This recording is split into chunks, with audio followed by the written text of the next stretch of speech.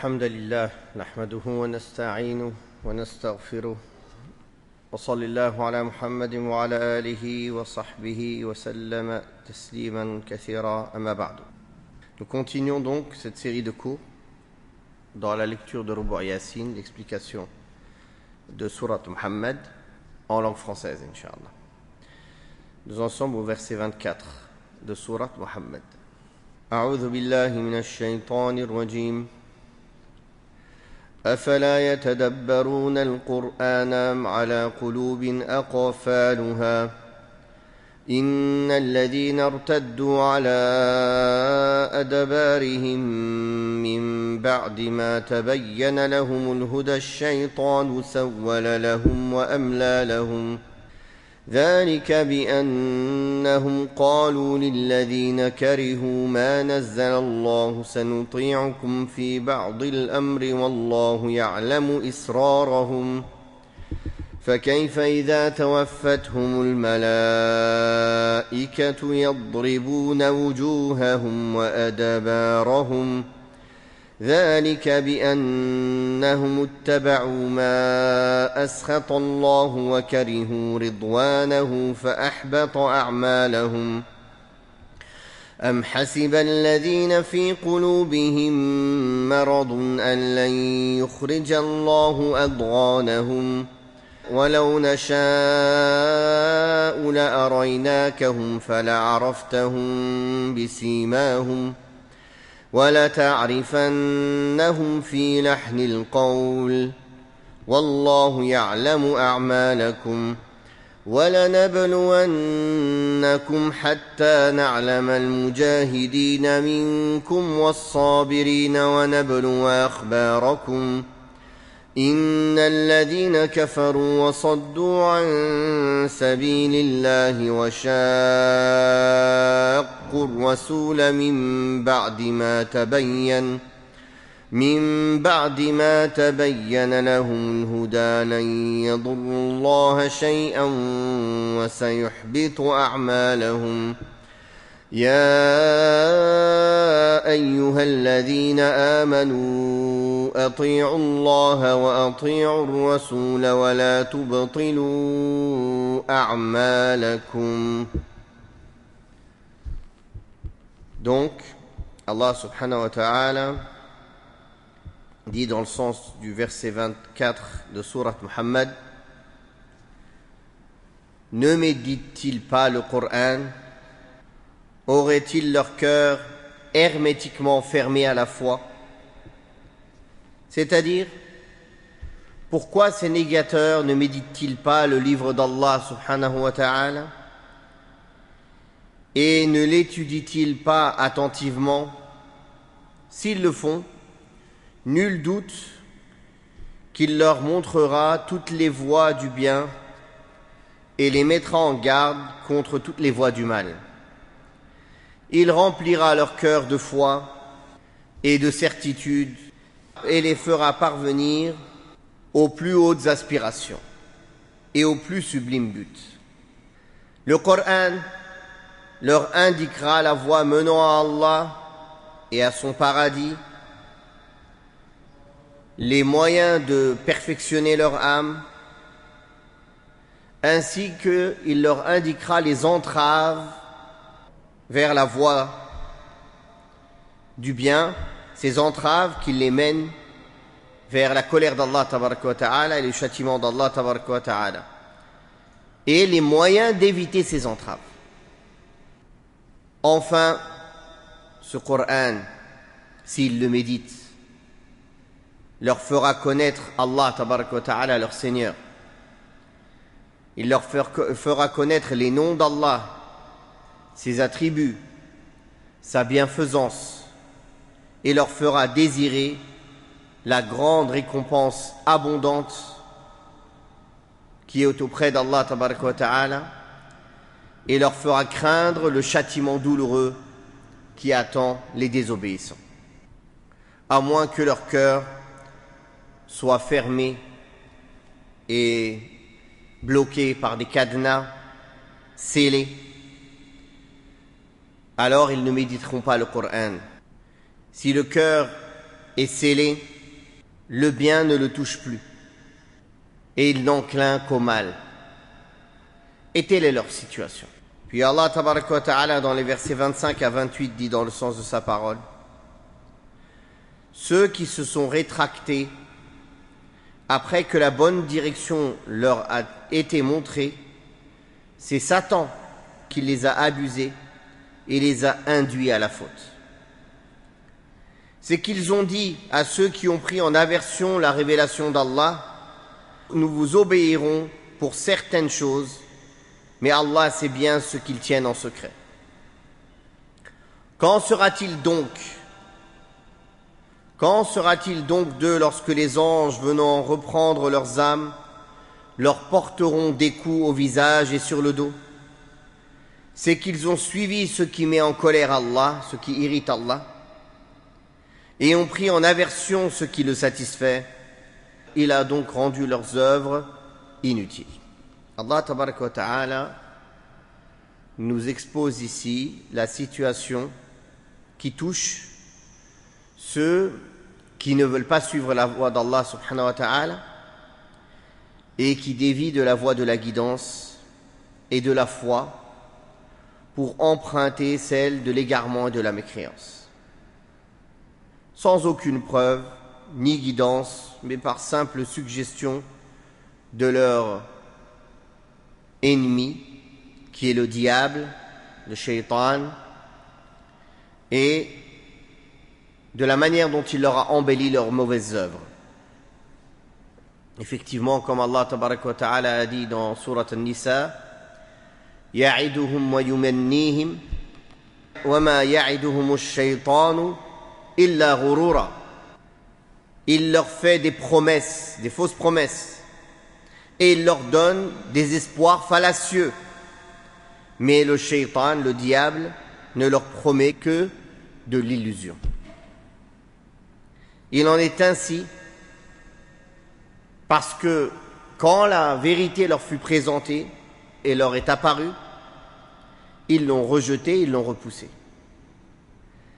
Et ils ont affirmé à ceux qui tenaient en aversion ce qu'Allah leur avait révélé, c'est-à-dire ceux qui ont manifesté de l'hostilité envers Allah et son messager: nous vous obéirons partiellement, c'est-à-dire ce qui est conforme à leur passion.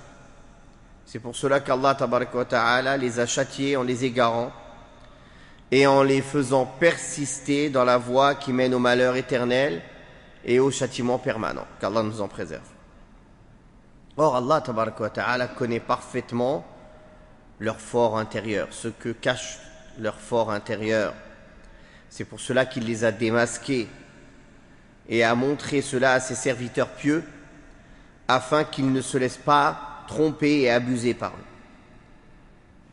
Qu'en sera-t-il d'eux lorsque tu verras leur situation abominable et leur état abject, le jour où les anges les feront périr, les anges qui sont chargés de prendre les âmes, en les frappant sur leur face et sur leur dos avec des matraques rigoureuses, qu'Allah nous en préserve. Ce châtiment, cela qu'ils auront mérité et subi pour s'être conformés à ce qui provoque la colère et l'ire d'Allah, comme la mécréance, la perversion, la rébellion, la prévarication et toutes sortes de perversités et d'égarements. Aussi, ils réprouvaient et ils répugnaient satisfaire Allah.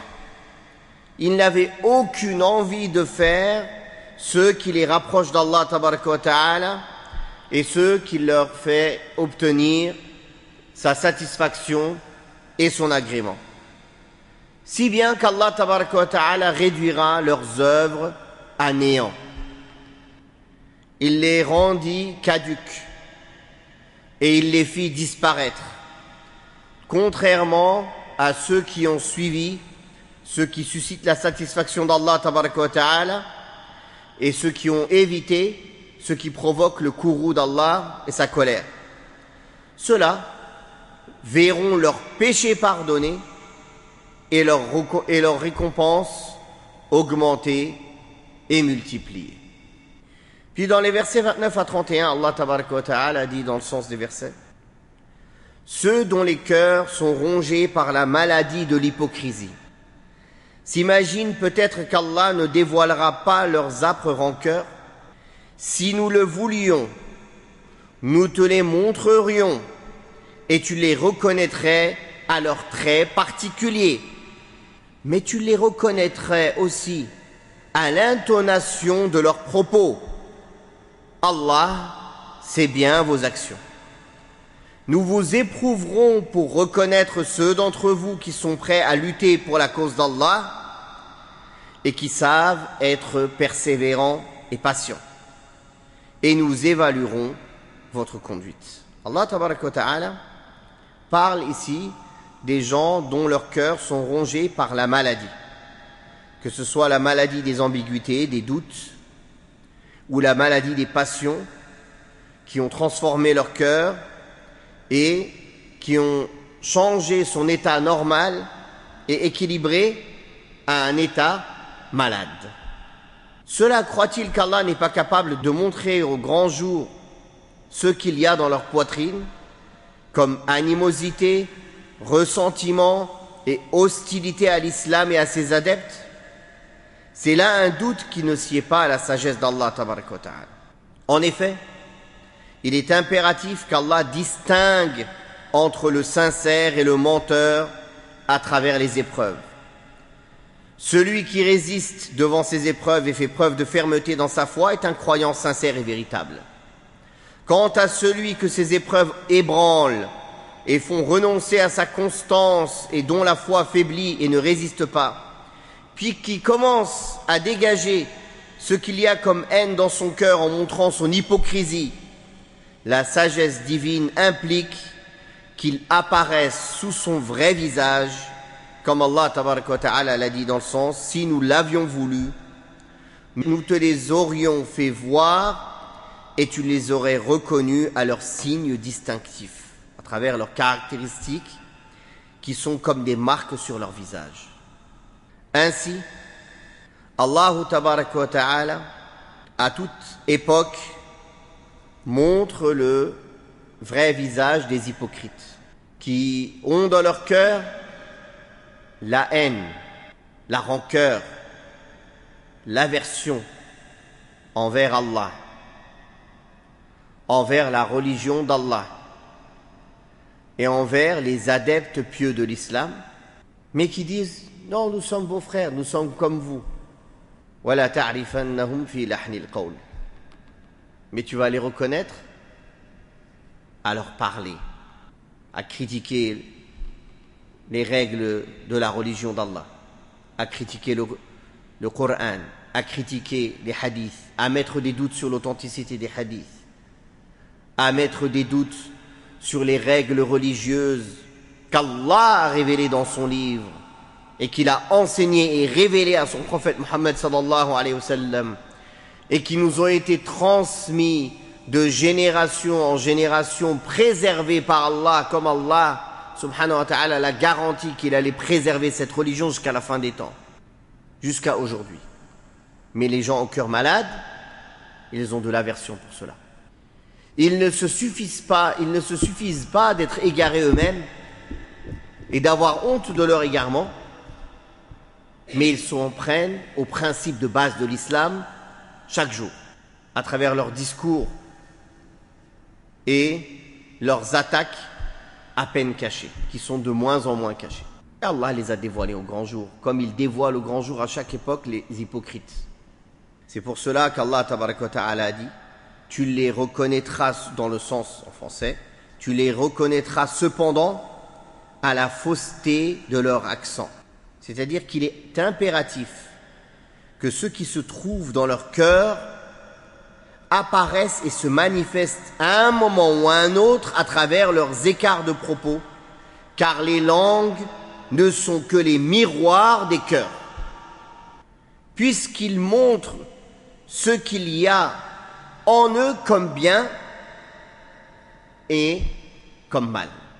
C'est pour cela qu'Allah Ta'ala a fini en disant « Et Allah connaît bien vos œuvres et il vous en rétribuera en conséquence. » Ensuite, il montra la grande épreuve à laquelle il soumet ses serviteurs, à savoir le combat dans le service d'Allah, en disant « Nous vous éprouverons », c'est-à-dire que nous mettrons à l'épreuve votre foi, votre constance et votre patience, jusqu'à connaître ceux qui combattent à notre service et qui font preuve de constance, et que nous mettions votre réalité en face.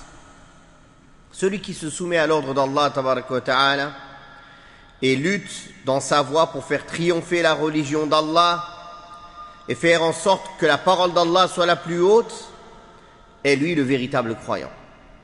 Quant à celui qui fait montre de paresse en cela, ce sera un signe de fragilité de sa foi. Puis dans le verset 32, Allah tabaraka wa ta'ala a dit dans le sens « Ceux qui ont mécru se sont dressés sur le chemin d'Allah pour en éloigner les autres et se sont opposés aux messagers après que la bonne direction leur a été montrée. Ceux-là ne nuiront en rien à Allah qui rendra nulles leurs actions. » Il s'agit ici d'une sévère mise en garde contre ceux qui ont réuni en eux toutes les formes du mal, entre autres la négation d'Allah et le détournement des gens de la voie d'Allah, et qui ont témoigné de l'hostilité aux messagers après que la bonne direction leur soit apparue. Ils se sont opposés à lui et ont refusé de lui obéir et de le suivre par entêtement et arrogance et non pas par ignorance et égarement. Ceux-là ne pourront en rien faire du tort à Allah, car son royaume n'en souffrira pas pour autant. Allah tabaraka wa ta'ala n'a nul besoin de l'adoration de ses serviteurs, ni de la reconnaissance des êtres humains. Allah se suffit à lui-même. Comme il est venu dans le hadith al-Qudsi, ô vous les hommes, law anna awwalakum wa akhirakum wa insakum wa jinnakum كانوا على قلب أتقى رجل منكم ما زاد ذلك في ملك شيئا ولو أن أولكم وآخركم وإنسكم وجنكم كانوا على أفجر قلب رجل منكم ما نقص ذلك من ملك شيئا. Si vos premiers et vos derniers, vos hommes et vos djinns avaient le cœur aussi pieux que le plus pieux des hommes parmi vous, cela ne rajouterait rien à ma royauté, à mon royaume. Et si vos premiers et vos derniers, vos hommes et vos djinns avaient le cœur semblable à l'homme le plus pervers d'entre vous, cela ne diminuerait rien à mon royaume. Et à la fin du hadith, qui est très long, il dit Innama hiya a'malukum, ce ne sont que vos actes que je comptabilise pour vous en donner la récompense. Faman wajada khayran falyahmadillah, celui qui trouve du bien, qu'il loue Allah. Waman wajada ghayra dhalika fala yalumanna illa nafsa, celui qui trouve autre que ça, qu'il ne s'en prenne qu'à lui-même. Qu'il ne s'en prenne qu'à lui-même. Donc, Allah n'a nul besoin de la reconnaissance des gens, de leur adoration, de leurs bonnes actions, et leurs mauvaises actions et leurs mécréances ne lui nuisent en rien, ne lui nuisent en rien. Et ce ne sont que nos actes qu'Allah tabaraka wa ta'ala comptabilise pour nous en rétribuer de la meilleure manière. Alors celui qui trouve du bien, qu'il remercie Allah qu'Allah lui ait permis de prendre ce chemin, qu'Allah l'ait guidé, et l'a affermi et raffermi dans cette voie, jusqu'à mourir sur cette voie. Et celui qui trouve autre que cela, il ne pourra s'en prendre qu'à lui-même. Car c'est lui-même qui a choisi d'être un égaré, corrompu, suivre ses passions et le shaitan. Donc ces personnes-là, qui ont témoigné de l'hostilité envers le messager d'Allah après que la bonne direction leur soit clairement apparue, ils ne pourront en rien faire du tort à Allah, qui n'a pas besoin d'eux, qui n'a besoin de personne. Et Allah réduira leurs œuvres à néant. Tous les efforts qu'ils ont prodigués pour faire triompher le mensonge seront réduits à néant. Ces efforts ne leur donneront d'autre fruit que la perte et le malheur, et les œuvres dont ils espéraient être récompensés ne seront pas agréées puisque les conditions de leur validité ne sont pas réunies. Puis, Allah tabaraka wa ta'ala a dit dans le verset 33, dans le sens de sa parole, « Ô vous qui avez cru, obéissez à Allah.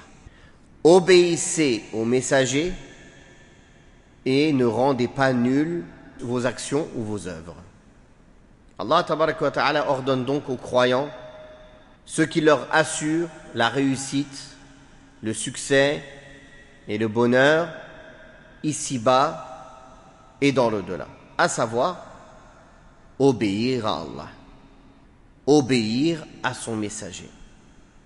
Que ce soit dans les principes de la religion ou dans les questions subsidiaires, dans tout ordre.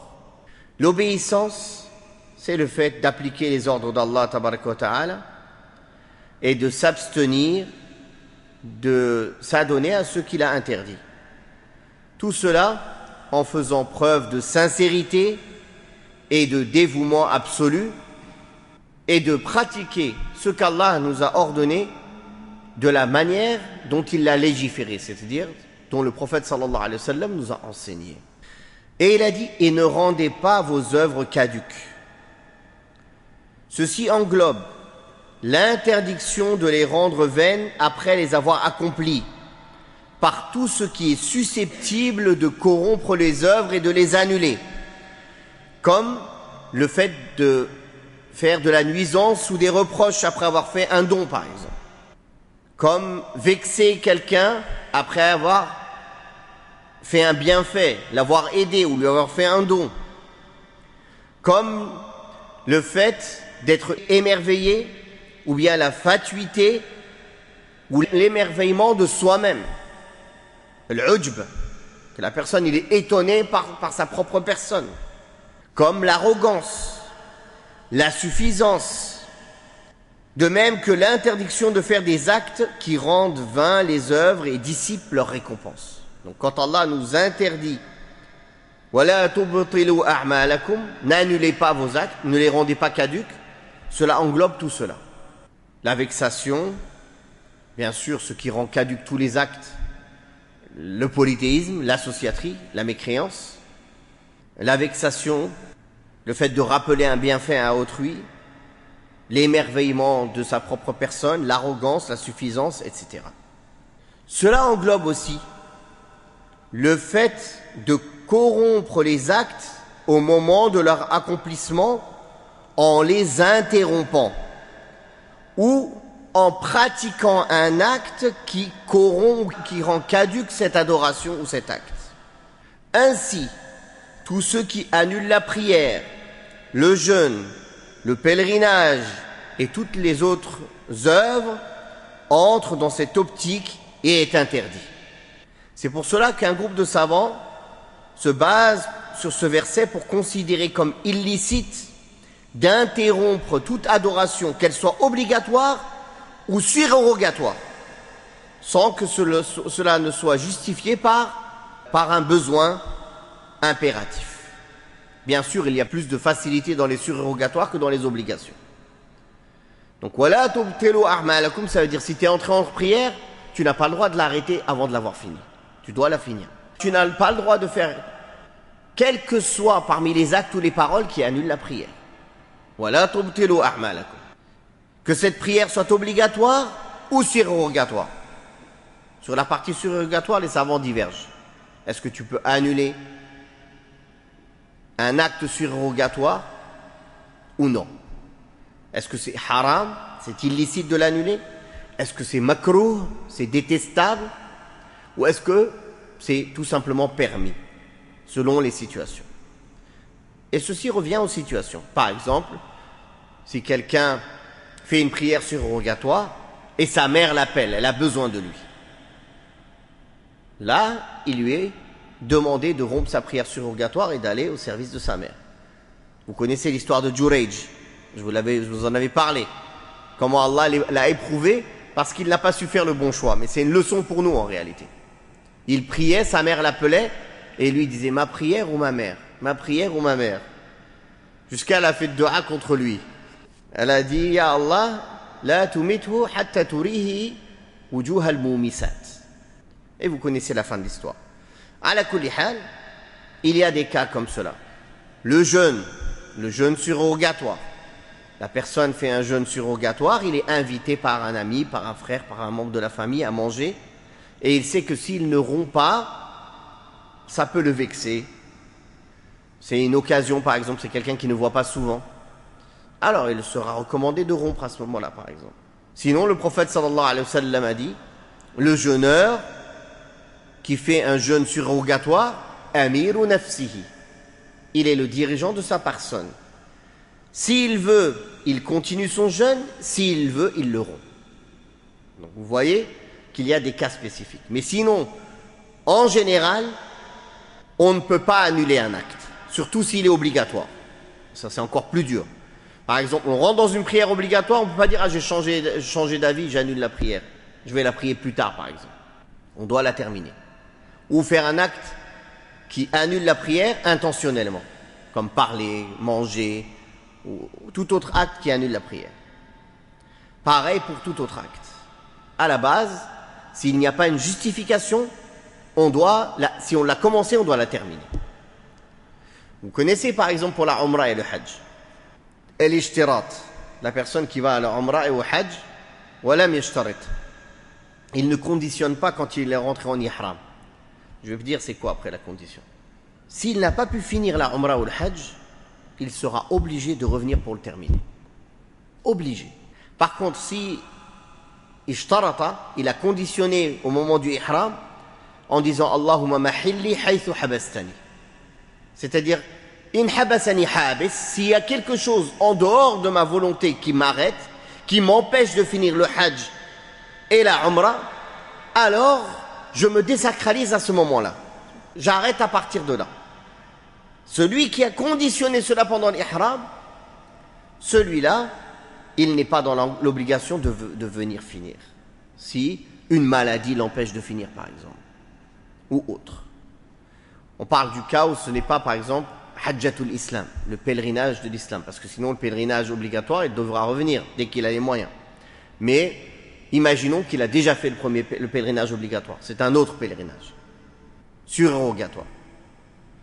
En faisant l'ishtirat, en conditionnant, il ne saura pas s'il est tombé malade, ou il n'a pas pu finir, ou la police l'a arrêté parce qu'il y a eu un problème, il y a eu, qu'Allah préserve, un feu, un écroulement, je ne sais quoi.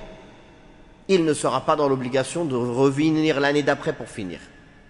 Alors que celui qui n'a pas fait l'ishtirat, il n'a pas conditionné, il devra obligatoirement revenir finir, s'il n'a pas pu le finir cette année-là. Vous avez compris? Donc en résumé, cette ayah, ce verset prouve qu'il est interdit d'annuler ses œuvres qu'on fait pour Allah, sauf exception. Voilà, c'est ça la leçon qu'on doit en tirer. Wala tubtilu a'malakum. Ne rendez pas caduques vos actes. Allah nous a interdit. La tubtilu. C'est quoi? Siratun nahi. Il nous a interdit. N'annulez pas vos œuvres. Et ici c'est général. A'malakum. Toutes vos œuvres. Donc c'est pour ça que les savants ont dit c'est général. Il n'y a pas quelque chose qui vient le spécifier.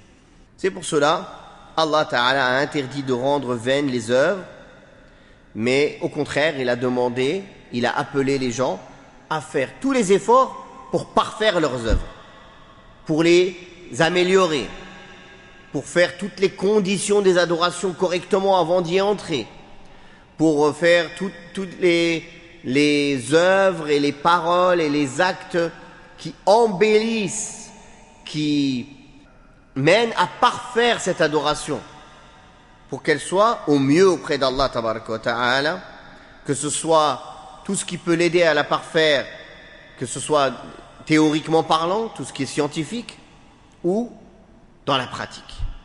Donc ça c'est en opposition à annuler ses œuvres et rendre caduques ces œuvres que l'on a fait pour Allah subhanahu wa ta'ala. On va s'arrêter là pour aujourd'hui, incha'Allah. Wallahu ta'ala a'la wa a'lam. Wa sallallahu ala Muhammadin wa ala alihi wa sahbihi wa sallam. Walhamdulillahi rabbil alamin.